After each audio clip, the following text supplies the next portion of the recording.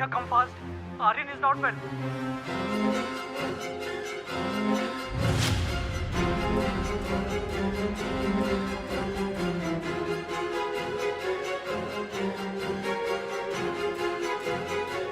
सनी दरवाजे पर रोहित का इंतजार कर रहा था।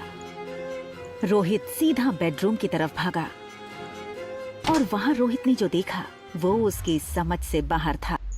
आर्यन गहरी नींद में था और वो नींद में एक ही चीज बोले जा रहा था, मम्मा, चॉकलेट आइसक्रीम। मम्मा, चॉकलेट आइसक्रीम। रोहित के लिए ये चीज बहुत शॉकिंग थी। रोहित ने आर्यन को माँ और बाप दोनों का प्यार दिया था, फिर आज ये अचानक आर्यन नींद में अपनी माँ को क्यों याद कर रहा था? ब्रो, मैंने ना इंटरनेट पे एक वीडियो देखा था जिसमें एक लेडी 7 साल के बच्चे को ये यकीन दिलाती है कि पिछले जन्म में वो उसका बेटा था और वो बच्चा अपनी असली माँ को छोड़कर उस लेडी के साथ चला जाता है। तुम कहना क्या चाहते हो? ब्रो, वो सामने वाली ब्यूटीफुल सी दीदी, उनसे मिलने के बाद आर्यन का बिहेवियर काफी चेंज हो गया है। तुमसे कितनी बार कहा है कि टेक्नोलॉजी का सही इस्तेमाल किया करो। दिन भर या तो वीडियो गेम्स खेलते रहते हो या फिर ये वाहियात वीडियोस देखते रहते हो। तुम्हारे भी सोने का वक्त हो गया, जाके सो जाओ। सनी की बात रोहित के दिल में शक गड़ा चुकी थी। क्या सचमुच वो लड़की आर्यन के इमोशंस के साथ खेलकर उस तक पहुंचना चाहती थी, या वो सिर्फ एक कोइंसिडेंस था? एक तरफ आर्यन के मुंह से मम्मी सुनकर रोहित परेशान था और दूसरी तरफ अनिका सोच रही थी कि आखिर उसके खोए हुए बेटे को कैसे ढूंढे, किससे मदद मांगे।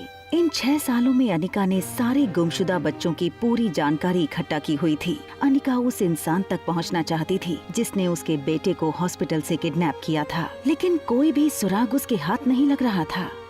एक बार उसने बैंगलोर से कॉल करके मनाली पुलिस को कंप्लेंट की थी, मगर छानबीन में पाया गया कि ना तो हॉस्पिटल में उसके जुड़वा बच्चे पैदा होने का कोई रिकॉर्ड था और ना कोई गवाह था, जिससे ये साबित होता कि अनिका ने जुड़वा बच्चों को जन्म दिया था। मैडम, जो बच्चा कभी जन्मा ही नहीं, वो गायब कैसे हो सकता है?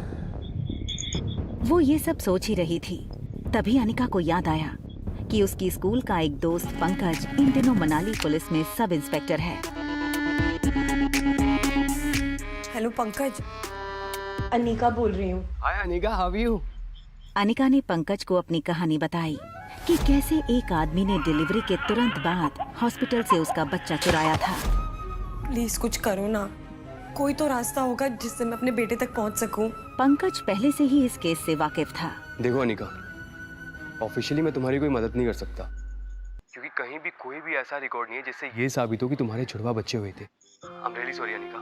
अनिका का दिल बैठ सा गया। उसके बेटे तक पहुंचने की उसकी उम्मीदें कम होती नजर आ रही थीं। देखो अनिका, मैं एक बात कह सकता हूँ ऑफ द रिकॉर्ड, मनाली में जितने भी बुरे काम होते हैं, चाहे वो किडनैपिंग ही क्यों ना हो, उन सब के पीछे कहीं ना कहीं तुम्हारे ससुराल वालों का हाथ होता ही होता है। डोगरा खानदान। पंकज के फोन रखने के बाद से अनिका गहरी सोच में डूब गई कि डोगरा खानदान से उसके बेटे की इंफॉर्मेशन आखिर कैसे निकाली जाए। तभी उसे एक आइडिया आया और उस आइडिया का नाम था Kunal Dogra. Hi miss gorgeous.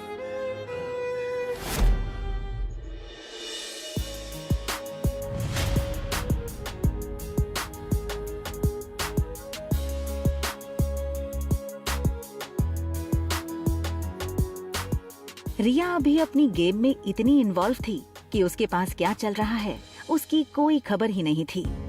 देखो बेटा, मम्मी 2-3 घंटे में आ जाएगी। अगर किसी भी चीज की जरूरत पड़े ना तो होटल के रूम सर्विस को कॉल कर देना। Okay okay, bye bye. Riya छोटी थी लेकिन अपनी उम्र के बच्चों से काफी ज्यादा स्मार्ट थी। उसको अक्सर अकेली रहने की आदत थी।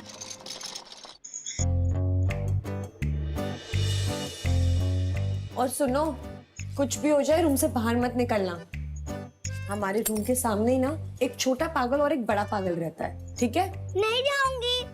Love you, bye bye.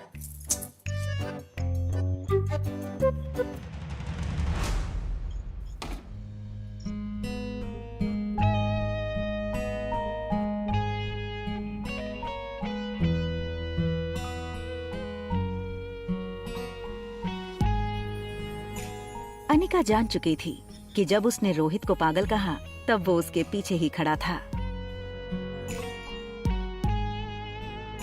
Anika सोच रही थी कि दूसरी लिफ्ट ले लूंगी, तभी लिफ्ट मैन ने कहा प्लीज कम इन मैडम। ना चाहते हुए भी अनिका को वही लिफ्ट में जाना पड़ा।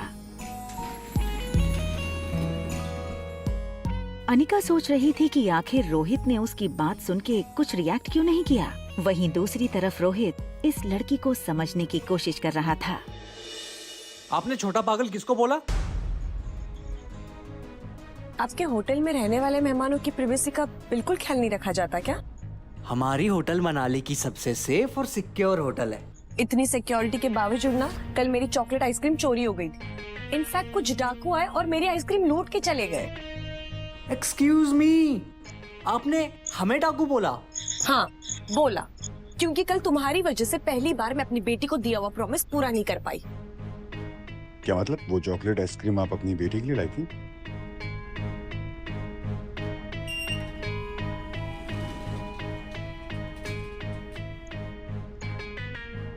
अनिका रोहित के अचानक बदले तेवर को देखकर थोड़ी सोच में पड़ गई। उसने कुछ देर रोहित को देखा और फिर लिफ्ट से निकल गई। मुझे लगता है हम इस लड़की के बारे में गलत सोच रहे थे। वो आइसक्रीम उसने अपनी बेटी के लिए मंगाई थी। No bro, I am telling you कि लड़की जैसी दिखती है ना वैसी है नहीं। देखा नहीं जाने से पहले कैसे देख रही थी तुम्हें? होटल लॉबी से बाहर निकलते हुए अनिका इस बात से बिल्कुल बेखबर थी कि एक बहुत बड़ा सरप्राइज उसका इंतजार कर रहा था। उसका एक्स हस्बैंड कुणाल डोगरा। कुणाल सुबह से वेटिंग एरिया में अनिका का ही इंतजार कर रहा था, लेकिन उसको देखते ही उसने बहाना बनाते हुए कहा, हाँ, व्हाट ए सरप्राइज। देखिए ना, मैं यहाँ पे किसी से मिलने आया था और किसे पता था कि आप मिल जाएंगी।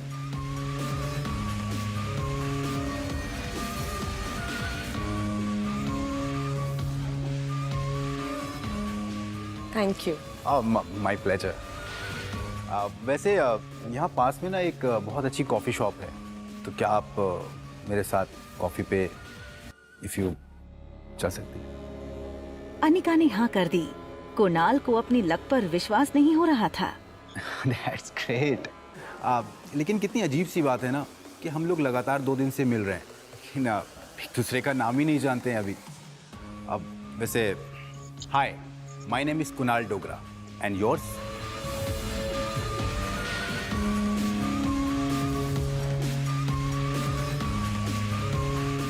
Ragini. Pleasure to meet you miss Ragini.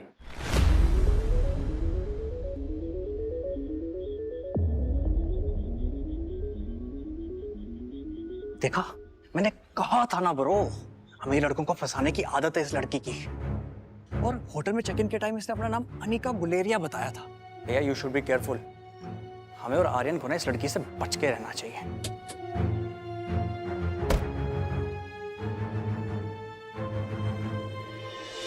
सारे रास्ते अनिका ने सिर्फ कुणाल की बातें सुनी थी, लेकिन वो मन ही मन सोच रही थी कि वो कुणाल से अपने बच्चे के बारे में कैसे पूछे। Please coffee. अब वैसे मैं सोच रहा था कि आपकी जो छोटी बहन है उनमें और आप में काफ़ी एज डिफरेंस लगता है। वो होंगी 6-7 साल की, आप 21-22। काफी जानकारी है आपको मेरे बारे में।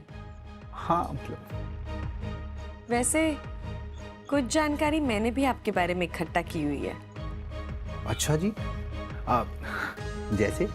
जैसे कि आप मैरिड हैं। इनफैक्ट आपकी शादी के वक्त आपकी वाइफ 4 मंथ्स प्रेग्नेंट थी, राइट?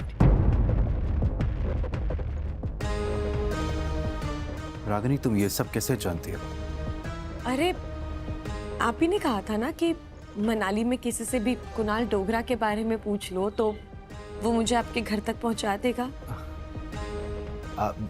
देखो रागिनी, सच ये है कि उस लड़की के साथ मैंने 2 मिनट से ज़्यादा नहीं बिताए। शादी के फेरे लेते ही मैं दिल्ली चला गया था। फिर जब लौट करके आया तो उसकी डिलीवरी की डेट आ चुकी थी। उसने एक बेटी को जन्म दिया। फिर उसके बाद वो अपनी मौसी के साथ बेंगलोर चली गई। बस इतना ही? उसका बेटा कहाँ है?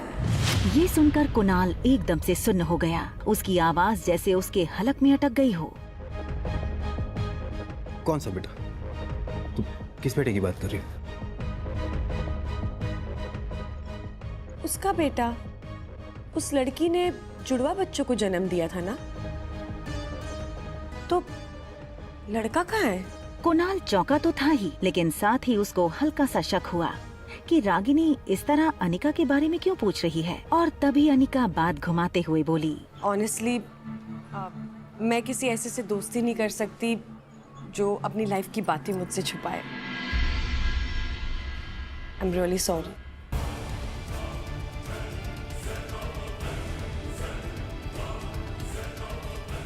रागिनी, मैं बताता हूँ। क्या आज अनिका को अपने खोए हुए बेटे के बारे में पता चल जाएगा?